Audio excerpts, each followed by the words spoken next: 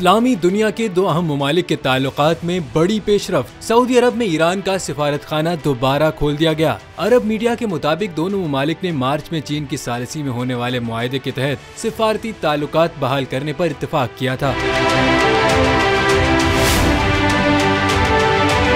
Iran के नायब वजीर खारजा अली रजा बेगदिली ने परचम कुशाई की तकरीब से खिताब करते हुए कहा कि हम इस दिन को इस्लामी जमहूरिया ईरान और सऊदी अरब के ताल्लुकात में एक अहम दिन समझते हैं। उन्होंने कहा कि दोनों ममालिक के दरमियान ताउन एक नए दौर में दाखिल हो रहे हैं। दूसरी जानिब सऊदी अरब ने अभी तक इस बात की तस्दीक नहीं की है कि वो तेहरान में अपना सिफारत खाना कब दोबारा खोलेगा या अपना सफीर तैनात करेगा। याद रहे कि सऊदी अरब और ईरान के ताल्लुकात 2016 में मुनक़ता हो गए थे।